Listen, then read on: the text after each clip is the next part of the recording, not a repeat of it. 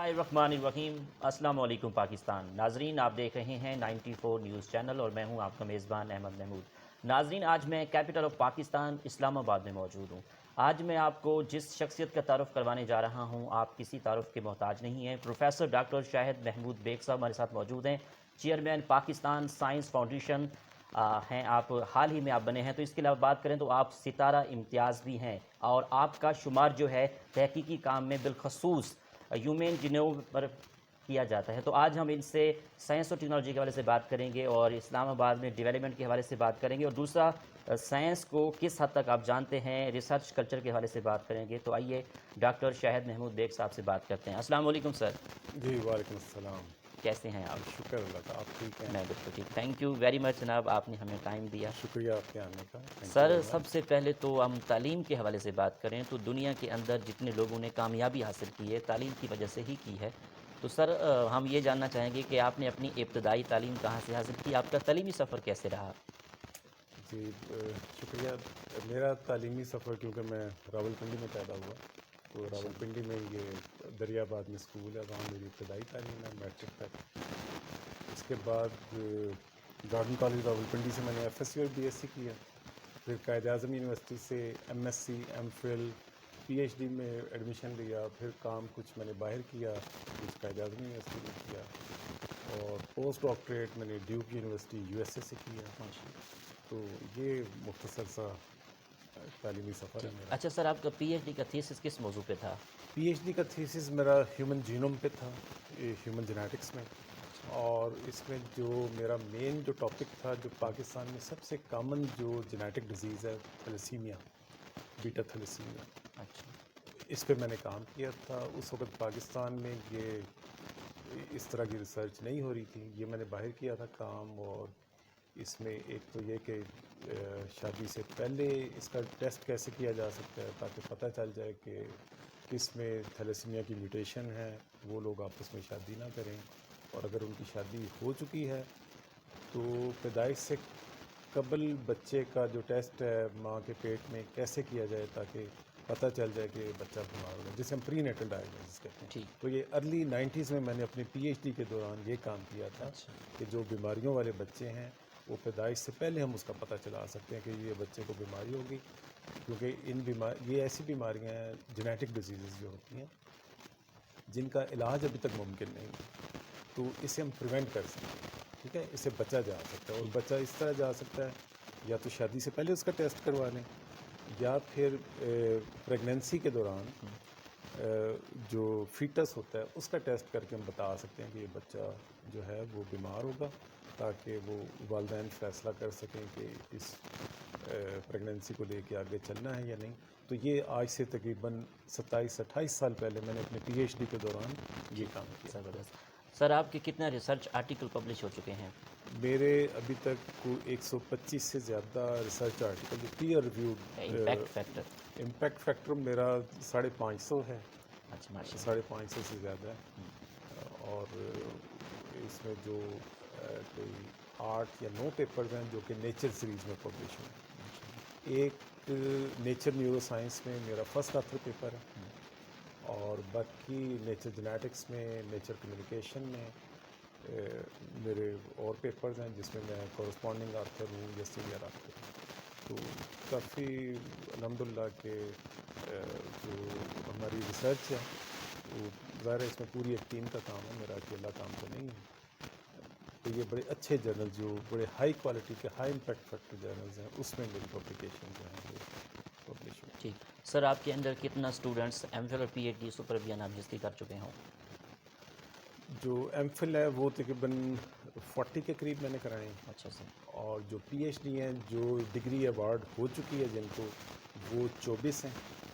और इस वक्त मेरे जो अंडर सुपरविजन है वो 10 स्टूडेंट्स हैं, जिन्हें मैं करंटली सुपरवाइज कर रहा हूँ। ठीक। सर, कॉन्फ्रेंस के हवाले से बात करें तो आप कितना इंटरनेशनल और नेशनल कॉन्फ्रेंस में पार्टिसिपेट कर चुके हैं, अपने कालम पढ़ चुके हैं अब? मैंने कोई, मेरा ख्याल है कि 100 से ज़्यादा इंटरनेशनल कॉन्फ्रेंसेस में मैंने अपने रिसर्च जो है प्रेजेंट की है। अच्छा सर। इसमें बहुत सारे तो इनवाइटेड लेक्चर्स हैं। इनवाइटेड लेक्चर्स मैंने जापान में दिए हैं, یو ایس اے میں دی ہیں, سویڈن, ڈینمارک, جرمنی, اور ان گنت ہیں وہ. ماشاء اللہ. ایک تو یہ انوائٹڈ لیکچرز ہیں, جی. اور ایک جو ریسرچ پریزنٹیشنز ہیں ان ڈفرینٹ کانفرنسز, جی. تو وہ بھی 100 سے زیادہ ہیں. تو الحمدللہ میرا کافی انٹرنیشنل ایکسپوجر ہے, کلیبوریشنز ہیں میری ابھی تک آن گوئنگ ہیں. Sweden, Denmark, Germany, you S a, France, Switzerland, صحیح. چائنا, جاپان, ان کے ساتھ ہمارے جوائنٹ پروجیکٹس ہیں, اور ہم فنڈنگ بھی شیئر کرتے ہیں. اپنے ریسرچ آئیڈیاز جو ہیں, میرے جو ریسرچرز ہیں پی ایچ ڈی کے اسٹوڈنٹس, وہ ان کنٹریز میں کام کرتے ہیں. جب پی ایچ ڈی کمپلیٹ ہو جاتی ہے تو اس کے بعد وہ انہی یونیورسٹیز میں ایز اے پوسٹ ڈاک کام کر رہے ہیں. کچھ جو لوگ ہیں وہ وہاں پہ ایز اے گروپ لیڈر کام کر رہے ہیں. تو ان کے ساتھ بڑا اچھا میرا انٹریکشن ہے, اچھا سر. اور کافی اچھے ہمارے پروجیکٹس ان کے ساتھ ابھی بھی چل رہے ہیں, اور کچھ جو ہیں وہ کمپلیٹ ہو چکے ہیں. ٹھیک. سر اگر ہم ریسرچ کلچر کے حوالے سے بات کریں تو آپ فارن کنٹری کی وزٹ کر چکے ہیں, کالم پڑھ چکے ہیں, تو پاکستان کے ریسرچ کلچر کو کس طرح امپروو کیا جا سکتا ہے؟ ایز ایکسپرٹس آپ کیا کہیں گے؟ ہاں جی, بڑا اچھا سوال ہے آپ کا. پاکستان میں آلدو کے پچھلے کچھ 15-20 سال سے ریسرچ کلچر جو ہے فلرش تو ہو رہا ہے, لیکن ابھی بھی ہم باقی جو ترقی یافتہ دنیا ہے اس سے ہمارا جو ایک گیپ ہے وہ کافی زیادہ ہے. ہم کافی پیچھے ہیں ان سے, لیکن اس گیپ کے باوجود دیر از لاٹ آف پوٹینشیل بہت ہے. ہمارے لوگ بڑے قابل ہیں.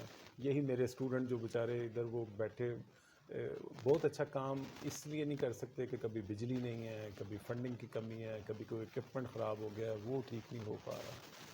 تو یہ ابھی سسٹم ہمارا کچھ کیونکہ اسٹریم لائن ہونے کی ضرورت ہے. باہر جو ہے وہ اسٹریم لائن ہو چکا ہے. انہوں نے جو ریسرچ ہے, ریسرچ کلچر ہے, آج سے 200 سال پہلے 300 سال پہلے اسٹیبلش کیا. ہم نے ریسرچ کلچر ابھی 30-40 سال پہلے سوچنا شروع کیا کہ ہمیں بھی ریسرچ کرنی چاہیے, ٹھیک. اور ابھی یہ ریسرچ کلچر پچھلے 15-20 سال سے کافی بہتر ہوا ہے.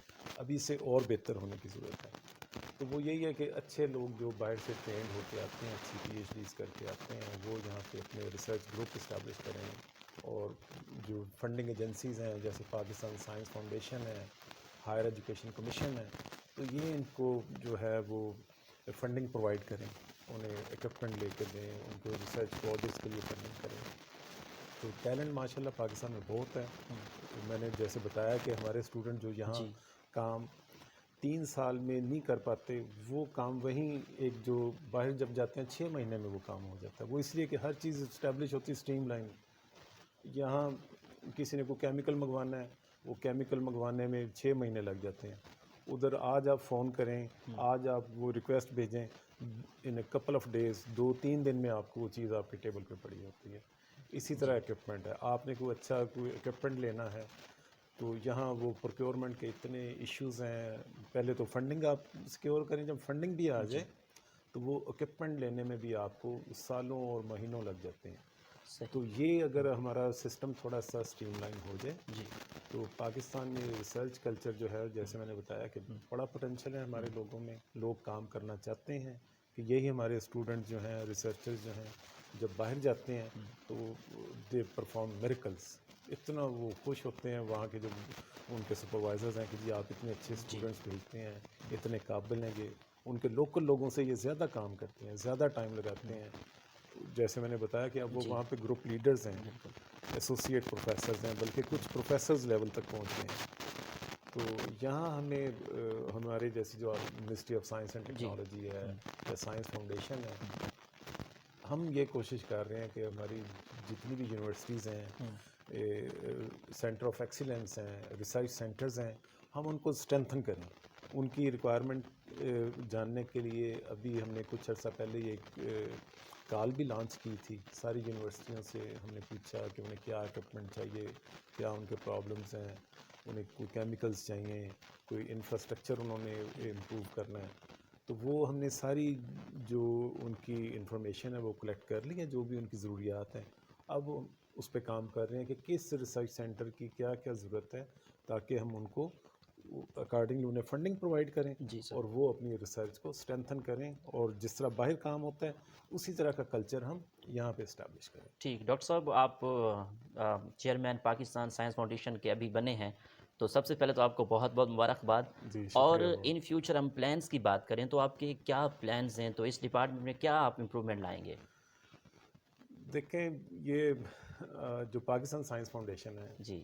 اس کا جو کام جو مینڈیٹ ہے جو اس کا مین مشن ہے جس کے لیے یہ بنا تھا وہ یہ کہ پاکستان میں سائنس کی فنڈنگ کی جائے، سائنس کو پروموٹ کیا جائے اور سائنس کو پاپولرائز کیا جائے.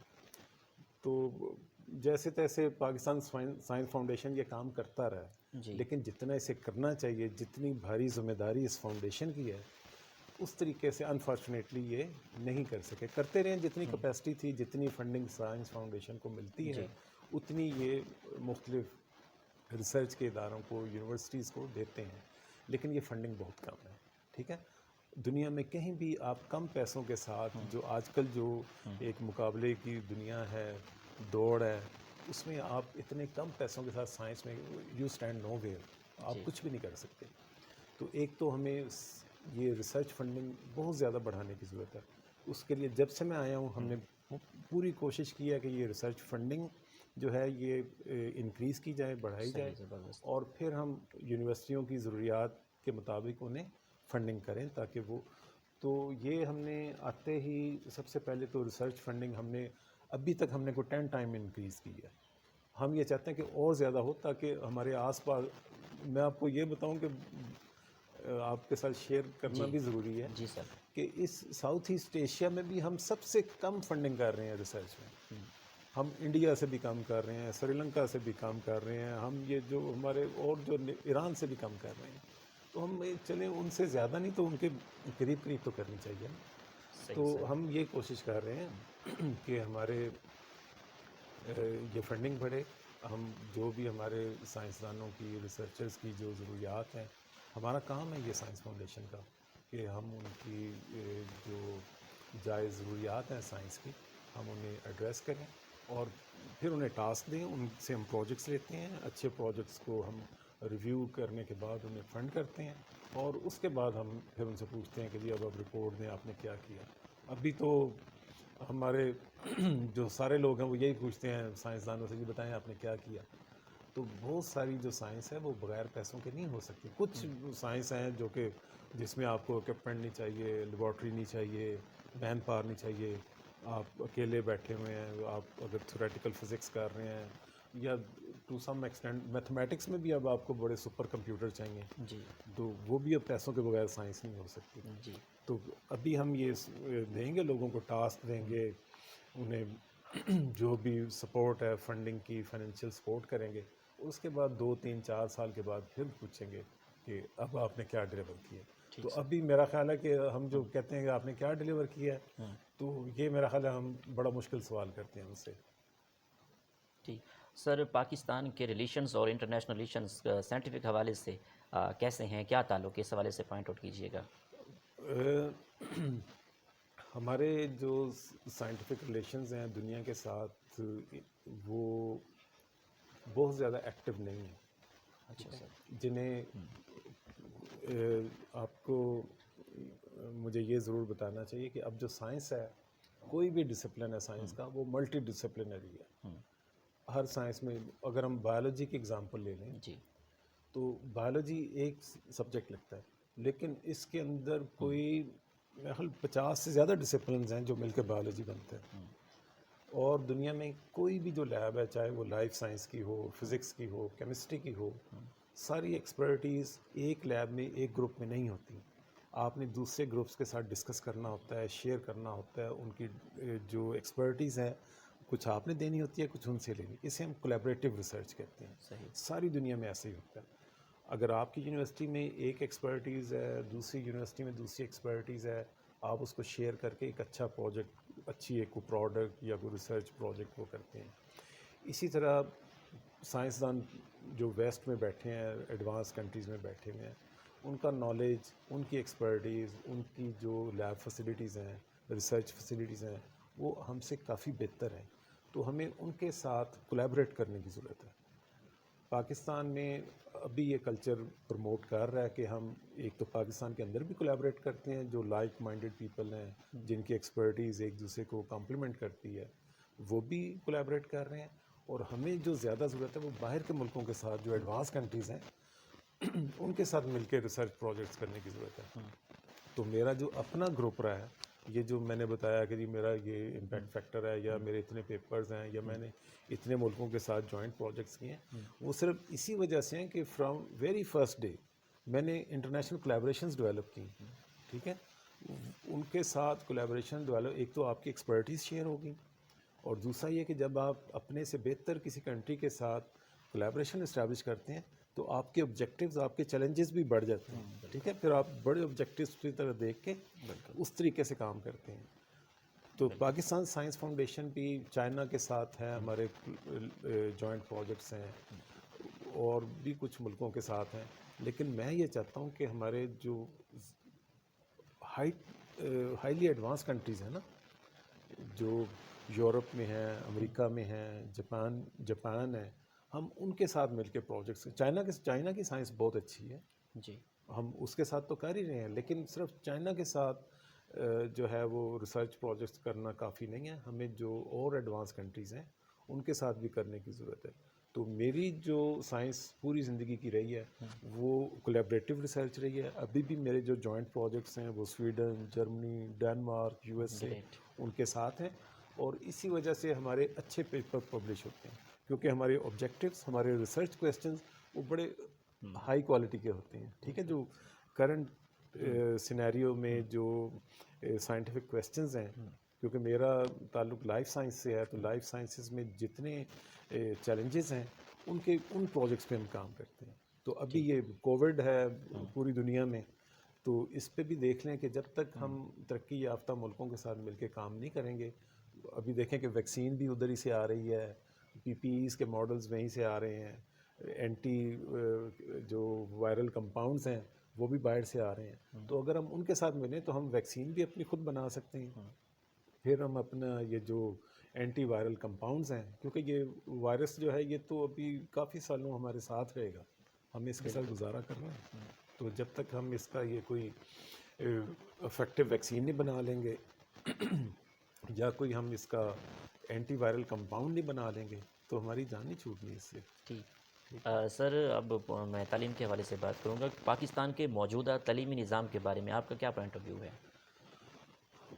موجودہ تعلیمی نظام بھی ہمیں دیکھیں، ہم یہ تو ایک بات ہے کہ there is a room for improvement, always there is a room, ہمیشہ اس میں بہتری کی گنجائش ہوتی ہے.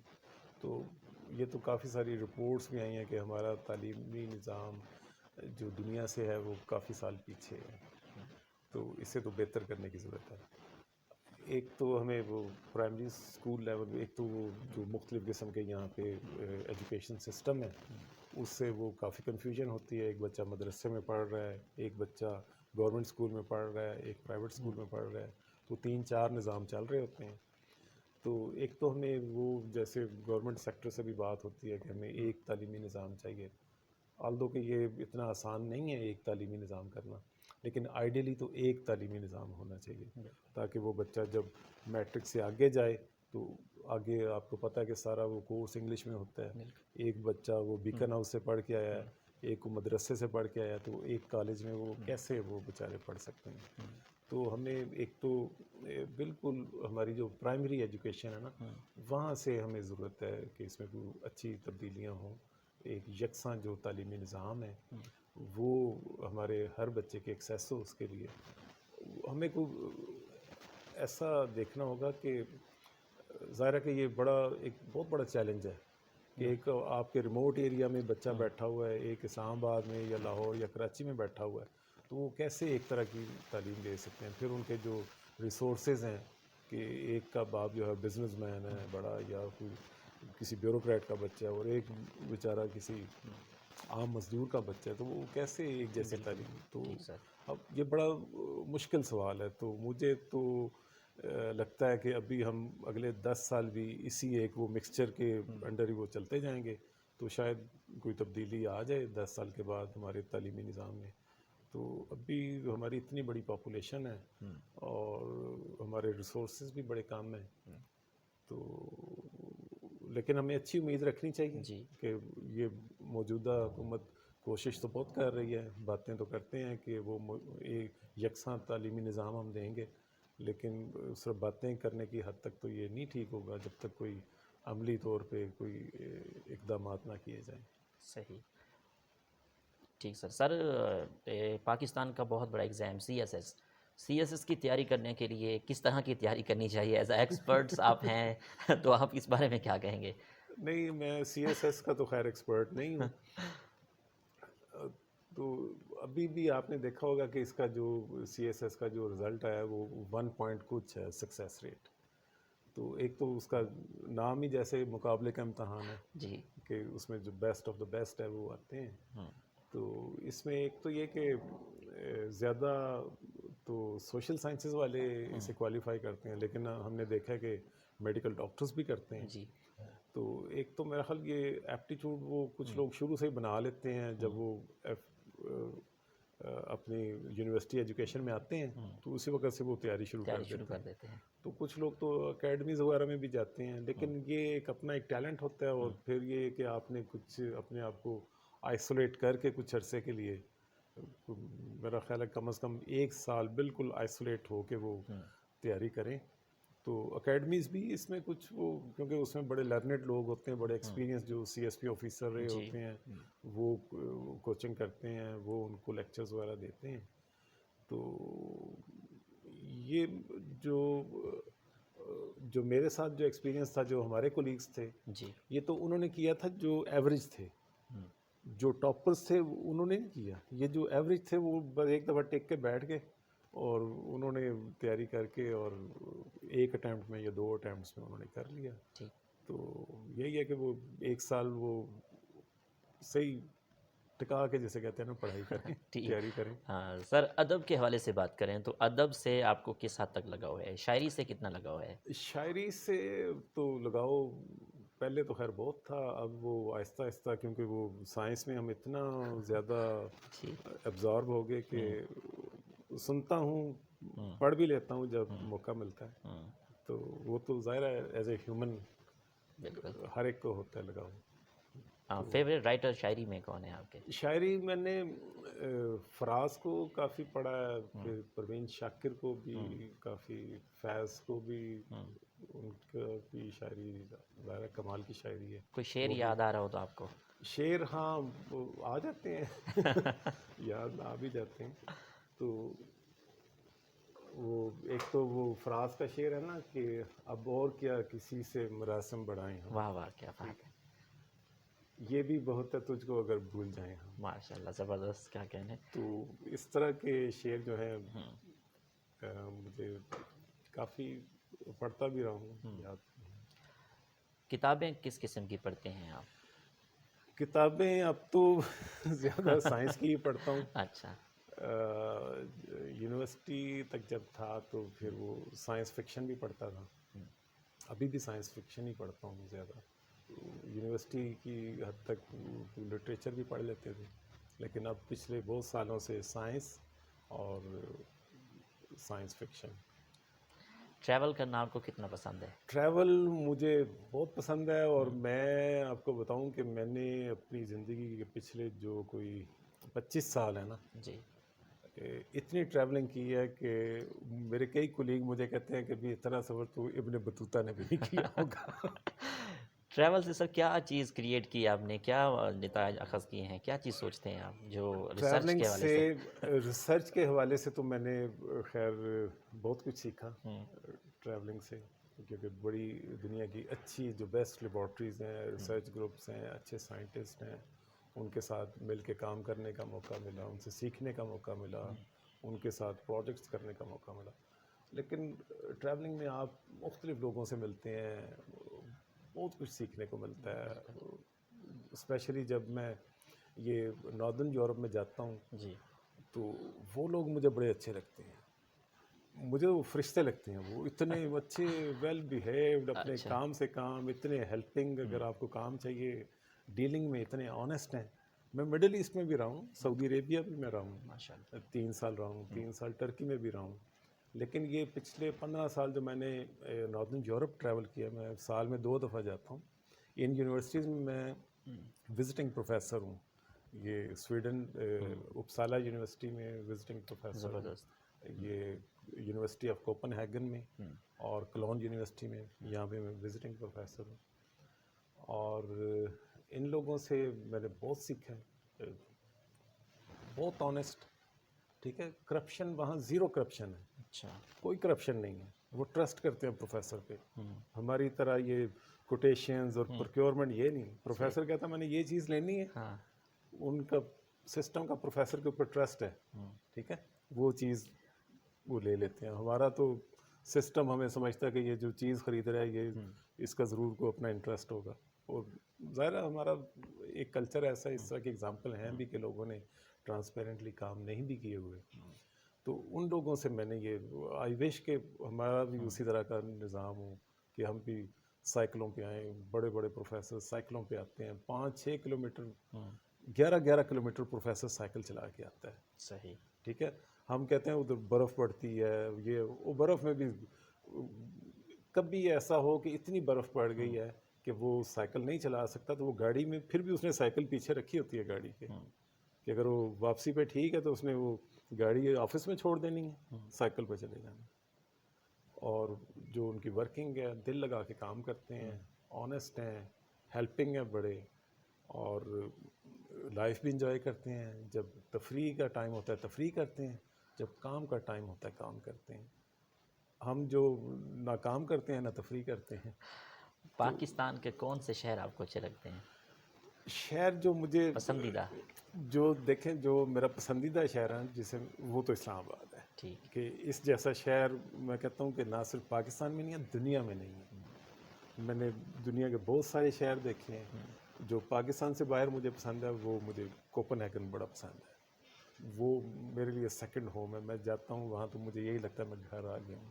اور میرے وہاں اتنے جاننے والے ہیں کہ وہ بھی اگر میں تھوڑا سا نہ جاؤں تو وہ بھی کہتے ہیں بھائی ہم تمہیں مس کر رہے ہیں. تو ایک تو مجھے اسلام آباد بڑا پسند ہے کہ یہاں کی نیچرل بیوٹی, یہاں کی میں کافی عرصہ میں نے یہ فیصل آباد میں گزارا ہے اپنی زندگی کا, لیکن میں وہاں فیملی میری ادھر ہی تھی اسلام آباد میں, پنڈی میں, تو میں ویکلی ٹریول کرتا تھا. تو بس میری کوشش ہوتی تھی کہ میں جلدی سے جاؤں اور واپس آ کے میں گاڑی میں بس اسلام آباد کا ایک میں اکیلا چکر لگا کے نا میں آتا تھا. میں نے بیگ رکھنا, اور بیگ رکھنے کے بعد میں نے گھر سے پوچھنا کوئی چیز تو نہیں لانی باہر سے بہانے سے. تو انہوں نے کہا دینا بریڈ لانی ہے یا کوئی, تو میں نے بریڈ لینے کے بہانے نا پورے اسلام آباد کا گاڑی میں ایک چکر لگا کے نا پھر میں فریش ہو جاتا تھا. زبردست. اور اس کے علاوہ جو اسلام آباد کے علاوہ جو شہر ہیں باقی تو سارے شہر اچھے ہیں. لیکن میں بہاولپور گیا تھا 2005 میں پہلی دفعہ. ٹھیک. اور میں حیران رہ گیا دیکھے کہ اتنا اچھا شہر ہے اور یہ ہمیں کسی نے بتایا ہی نہیں. بہاولپور کیسا لگا؟ بہاولپور کی کیا خاص بات ہے؟ مجھے ایک تو وہاں کا جو تھا نا ایک سسٹمیٹک تھا کہ اتنی اچھی وہ سڑکیں, بازار صاف ستھرے, پلانٹس لگے ہوئے ہیں. اور میں کیونکہ فیصل آباد سے گیا تھا نا, جی. تو فیصل آباد اس کے مقابلے میں مجھے لگا کہ یہ تو ہم 500 سال پیچھے ہیں بہاولپور سے. تو وہاں کے جو باغ تھے, بازار تھے, ویری ویل آرگنائز, اچھے طریقے سے بنے ہوئے, وہاں کے محل, یونیورسٹی, تو مجھے بڑا اچھا لگا بہاولپور. تو ایک مجھے بہاولپور بڑا پسند ہے. ایک میرا دوست تھا بہاولپور کا, وہ مجھے بتاتا رہتا تھا لیکن میں نہیں مانتا. میں نے کہا وہ بہاولپور کہاں, لوگ تو لاہور کی بات کرتے ہیں, اسلام آباد کی بات کرتے ہیں. لیکن جب میں بہاولپور گیا تو واقعی مجھے لگا کہ یہ اتنا اچھا شہر ہے. اور پھر مجھے وہاں کے جو نواب تھے تو مجھے ان کے بھی ویژن پہ مجھے بڑا اچھا لگا کہ وہ اتنے ویژنری تھے کہ وہ اسٹیٹ ہونے کے باوجود انہوں نے اس کو اتنے اچھے طریقے سے مینٹین کیا ہوا ہے. تو اس کے علاوہ مجھے ظاہر لاہور بھی پسند ہے. لاہور بڑا تاریخی شہر ہے, وہاں بڑی ہسٹری ہے. اور پاکستان میں یہی شہر ہے. پشاور بھی اس کا ایک اپنا کلچر ہے, بڑا پسند ہے مجھے وہ بھی. ٹھیک سر. ٹھیک. سر آپ کی نظر میں کامیابی کیا ہے؟ دیکھیں کامیابی یہ نہیں ہے کہ آپ صرف خود کامیاب ہوگے اگر آپ کو کچھ مل گیا ہے، آپ نے پیسے کما لیے، یا آپ اگر آپ پڑھے لکھے ہیں کوئی اچھی پوزیشن اٹین کر لی.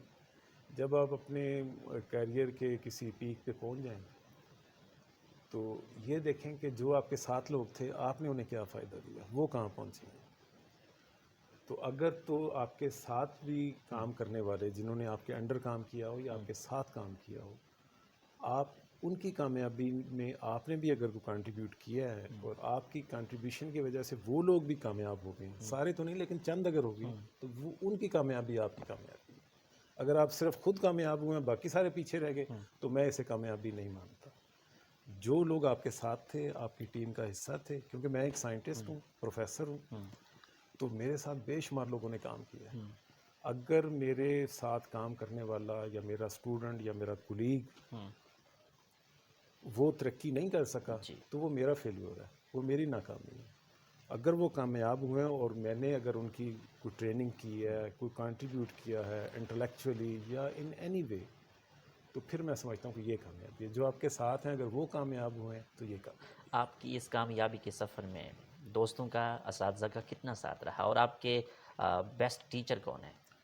دیکھیں میرے جو بیسٹ ٹیچر ہیں، ایک تو یہ کہ میری کامیابی میں میرے دوستوں کا بھی بڑا رول ہے. میرے بے شمار دوست ہیں، بہت دوست ہیں، ابھی بھی ہیں. اچھا. ٹھیک ہے، میں بڑا سوشل آدمی ہوں. پھر میرے جو کلیگز ہیں ان کا بھی رول ہے، اور اس کے علاوہ جو میرے اسٹوڈنٹس ہیں نا ان کا بڑا رول ہے. یہ میں آپ کو بڑی انٹرسٹنگ چیز بتاتا ہوں جی کہ سر. بہت سارے پروفیسرز کے پروفیسر بننے میں یا ان کی کامیابی میں کسی ایک اسٹوڈنٹ کا رول ہوتا ہے. اور اگر آپ سمجھتے ہیں کہ میں کامیاب ہوں، میں آج پاکستان سائنس فاؤنڈیشن کا چیئرمین بن گیا ہوں، ظاہر میں سمجھتا ہوں یہ بھی ایک اچیومنٹ ہے. جی. تو اس میں میرے اسٹوڈنٹس کا بڑا رول ہے. اچھا. میرے جو ہمارے اچھی پبلیکیشنز ہیں، کیونکہ ایک سائنٹسٹ کا یہی ہوتا ہے نا، کوئی اچھی پبلیکیشن ہوگی، اچھا تھیسز آ گیا، جی. آپ کی سائنس پاپولر ہوگی، یہی کا. تو اس سائنس میں جتنا میری رہنمائی یا میری مینٹورشپ شامل ہے اتنا ہی میرے اسٹوڈنٹس کا، میری ٹیم کا اس میں کنٹریبیوشن شامل ہے. صحیح. تو میری کامیابی میرے اسٹوڈنٹس کا جو ہے وہ بڑا رول ہے. ایک تو دعائیں تو ہوتی ہیں، ماں باپ کی دعائیں ہوتی ہیں، رشتہ داروں کی ہوتی ہیں، وہ ان کا وہ کنٹریبیوشن ہے. لیکن جو پریکٹیکل کنٹریبیوشن ہے وہ میرے اسٹوڈنٹس کا اور میری ٹیم کا اور میرے کولیبریٹرز جو باہر بیٹھے ہوئے ہیں ان کا ہے. اور جو ٹیچرز جو آپ نے پوچھا، ٹیچرز میرے وہ ابھی کچھ عرصہ پہلے آئے بھی تھے، ماشاءاللہ حیات ہیں. ڈاکٹر ارسلان نام ہے ان کا، پروفیسر ارسلان. وہ قائد اعظم یونیورسٹی میں میرے سپروائزر تھے ایم فل کے، ماشاء اللہ. اور بلکہ میں نے ایم ایس سی کے دوران ہی ان کی لیب میں ریسرچ شروع کر دی تھی. تو ماشاءاللہ ہی از اسٹل الائیو. میں انہیں اپنا مینٹور بھی سمجھتا ہوں، وہ میرے مینٹور ہیں، اور ابھی تک میں ان سے مشاورت کرتا ہوں، پوچھتا ہوں، زبردست. ماشاء اللہ. سائنٹیفک بھی اور اپنی پرائیویٹ لائف کے بارے میں، شروع سے ابھی تک. صحیح سر. تو وہ میرے آئیڈیل ٹیچر بھی ہیں اور میرے ایک مینٹور بھی ہیں وہ میرے. سر آپ کی آئیڈیل پرسنالٹی کون ہے؟ آئیڈیل پرسنالٹی تو میری ظاہر ہے بینگ مسلم حضرت محمد صلی اللہ علیہ وآلہ وسلم ہے. ٹھیک ہے، ان کی ذات سے، ان کا جو ایک ان کی جو ایک حیات مبارکہ ہے اس سے میں بہت گائیڈنس لیتا ہوں کہ وہ کیسے وہ ڈیل کرتے تھے لوگوں کو، کیسے بیہیو کرتے تھے، جو ان کا ایک نظام حیات تھا، طریقہ حیات تھا، تو وہ میرے لیے آئیڈیل ہے. ٹھیک سر، آخر میں سننے والوں کو، دیکھنے والوں کو، عوام کو کیا پیغام دیں گے آپ؟ پیغام بس یہی ہے کہ ہمیں نا امید نہیں ہونا چاہیے. ٹھیک ہے، ہمارا انشاءاللہ جو پاکستان کا جو مستقبل ہے، پاکستانی عوام کا جو مستقبل ہے وہ بڑا روشن ہے اور بڑے اچھے دن آنے والے ہیں. یہ مشکلیں تو آتی ہیں.